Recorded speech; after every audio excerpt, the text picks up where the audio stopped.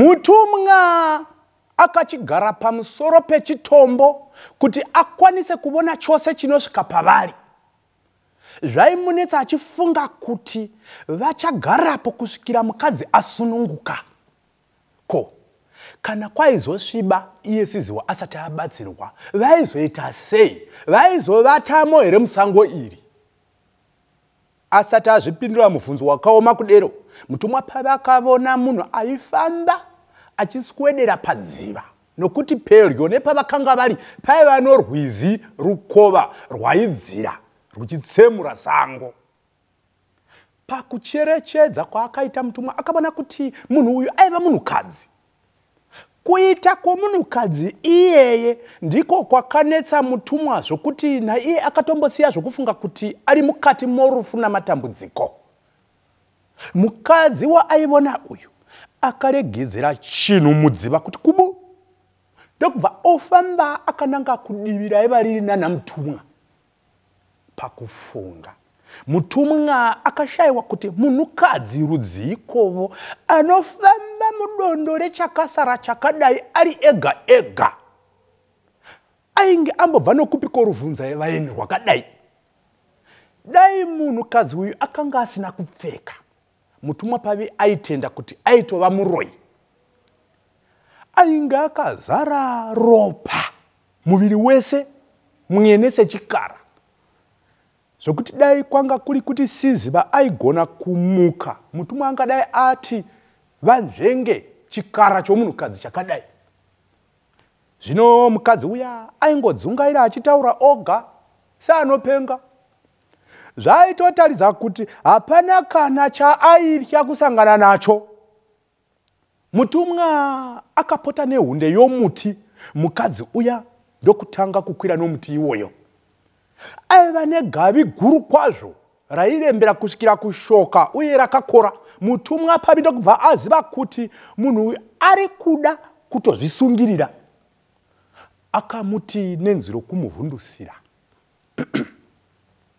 Kana uri kuda kuzviuraya, bva zvatokona. Chiburuka zvako unditaurire nhamo dzako. Uya mukadzi akavhunduka zvikuru ndokuputsika nomusana sendere. Akaoma akadaro asingapfakanyiki kuti zii mweneso afa. Mutumwa pavi akanangisa kumativi achitsvaka zvikara zvingasvika pedo naSiziwa. Mukadzi uya akazoita zvokunanavuka seanga abatwa nechando. Avona kuti nhamo yaSiziwa ndeyekungosununguka chete. Mutumwa pavi akabva aswedera kuno mukadzi wokuda kuzviuraya. Mukadzi uya akamutarisa ndokutsikitsira pasi. Amubata ruoko iye mutumwa pavi. Mukadzi akachinyura achiramba kusimuka. Mutumwa pavi avona kuti munhu uyu aiva ari munhu kwaye, asi kungoti chete akanga ari mumatambudziko. Akabva ati, usatya zvako. Kana uri munhamo ndingatokubatsiravo. Inini pachangu, mutumwa pavi nomukadzi wangu Siziwa, tiri murwendo rwokuenda kugona. Ko, iwevo sei uri panzvimbo ino panguva dzino uye uine pfungwa dzokuda kuzviuraya? Mukadzi akataura nenzwi riri kure kure achiti,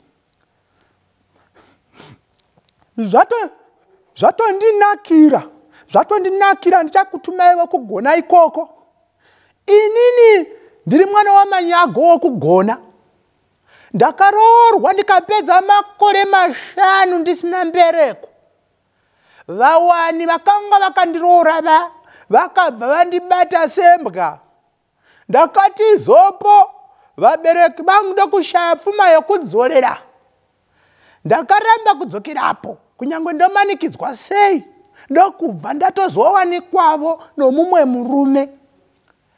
Murume iye anzwisisa nezvangu, akabva andiramba. Ini ndakaa ndatova napamuviri. Ndakazozviziva kuti ndine pamuviri ndatotizira kurupiri kwamunyuki ainge akaroorawo vatete vangu. Akambofunga zvokundiwana iye munyuki, asi paakazoziva kuti ndainge ndatsika mwedzi, Munyuki akandiramba achiti nyaya yangu itange yagadziriswa. Akaramba kuti ndiponere pamusha pake, ndokubva ndadzokera hangu kwangu kugona. Taura hako zvose ndiri kuzvinzwa. Akadaro mutumwa achiedza kudzikamisa hana yomukadzi uya.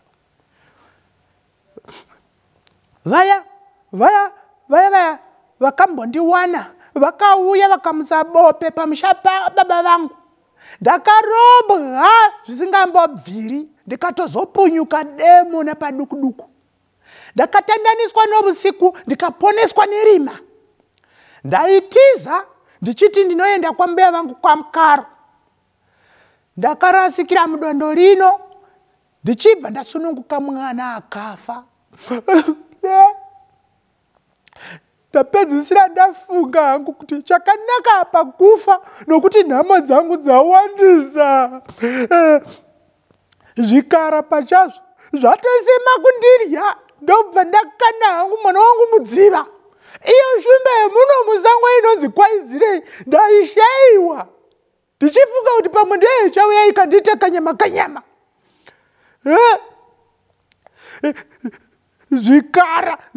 Zvikara rudziye zvinosema munhukadzi. Pano ndanga ndauya ndichitoti ndichizvipedzisa hangu negavi. Matombondikisa ndichifunga kuti ndimi makandikonewa usiku.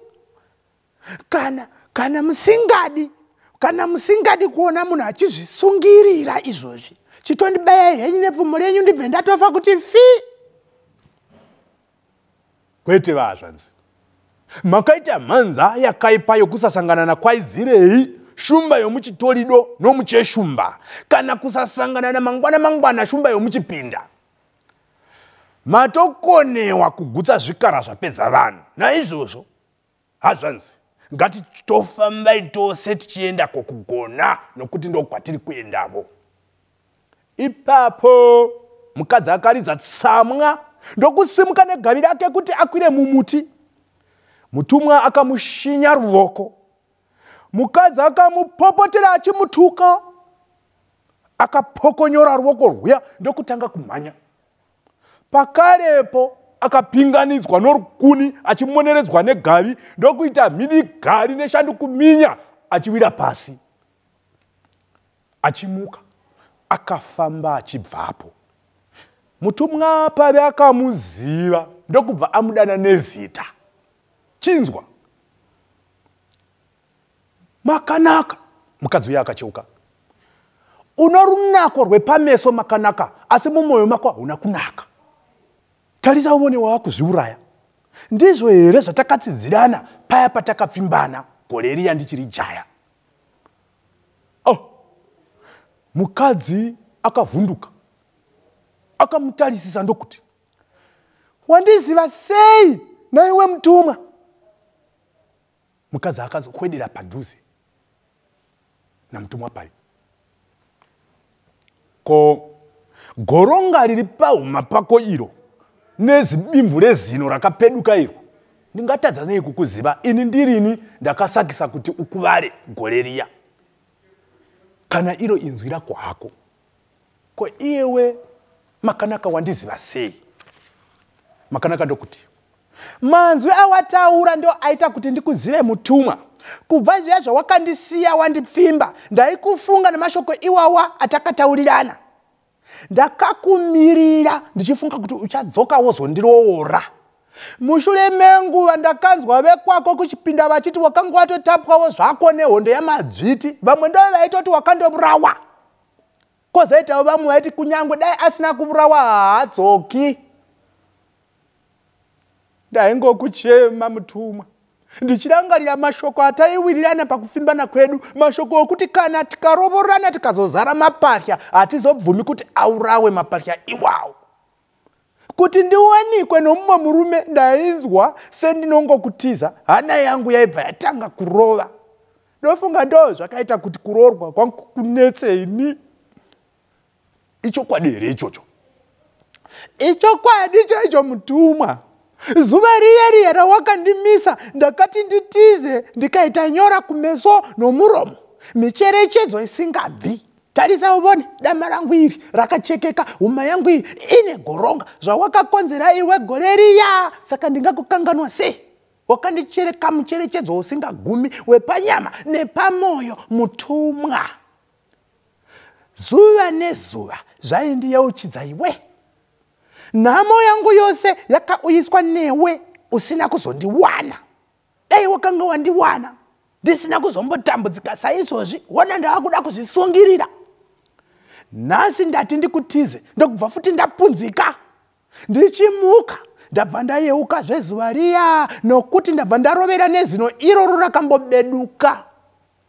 Ndiri kufunga kuti sei, ndiri pakufunga kuti sei ndichibva ndanzwa mashoko okunyengana kwedu. Ha! Zvose nenzwi rako zvabva zvandiyeuchidza kuti ndiwe bedzi. Aya ndiwo mashura makuru, mutumwa. Wakabva kuvakafa chete, kana kuti nhasi pano pachaitika manenji makuru. Kuda ndafa hangu, saka ndasangana newe kuvadzimu. Mutumwa ndokuti, chokwadi, ini ndakatapwa navapambi ndikaita mashura okudzoka. Ndakaita makore mazhinji ndiriko zuva nezuva ndichingofunga nezvako makanaka. Ndaisatoda kana kuzorovorazve ndichiti ndinofana kutanga ndaroora makanaka. Ndaida kuti inini newe tiwanane makanaka. Unoziva ndino mudzimai wangu ari kutorwadziwa nemimba izvozvi ega paseri apo isu tichitotandara zvedu. Avete pamatombo makuru awo. Yaya mutumwa wakatoroora. Saka wangouya naye musango rino kuti uzondidadira. Mutumwaka, ndikanomuwana asina kufanirana newe chete mukadzi iye asingandiitiri. Ndinonomubaya nepfumo rako. Makanaka akahweshura pfumo ramutumwa Pavi. Ndokumhanya achienda kunasiziwa kumatombo aya. Akasvika panasiziwa akabayira pfumo pasi achidanidzira kuti, Nasi wakombwana mashura. Mutumwa haano ava pano. Mutumwa akavhunduka achifunga kuti pane zvaibva nekumashure kwake ndokucheuka. Zvaivako. Shumba yakanga yasvika paryo zvokuti yakanga yatosvika pakuda kumusvetukira. Ichimuona acheuka yakarambira pasi, asi ziso rayo richingova paari. Rakati dwenene kubaya kunge tsono. Zvakadzokorana mutumwa Pavi neshumba. Kwechinguva shumba ichiramba kubwaira, iyewo mutumwa achiramba kubwaira. Mutumwa akazvibona kuti ndiyo iya shumba yakanga yamuuraya, yakanga yoda kumuuraya, ikazokonewa kumuuraya nokuda kwasiziwa. Shumba iya kwaidzirei, shumba yomuchifene nomucheshumba. Shumba yaitsamwira kuti kunze kwaidzirei isati yarya nyama yomunhu. So kufunga kwako chii chakazoitika? Mutumwa Pavi, gamba rehondo yamambo Chipinda, akazoryiwa here neshumba iya, kana kuti ndiye akatozoikohovedza. Zvimwe kuda shumba iya yakazondorya vakadzi vaviri, Makanaka naSiziwa. Ko mimba yaSiziwa zvino yakazoponwa here? Ko imo musango omo vakazobudamo? Ngatisangane vhiki inotevera tigoenderera mberi namapatya. Tiinaye dapi mushagadi mukuru, dapi raunanzva romutakunanzva, mutakunanzva wokuita kunanzva.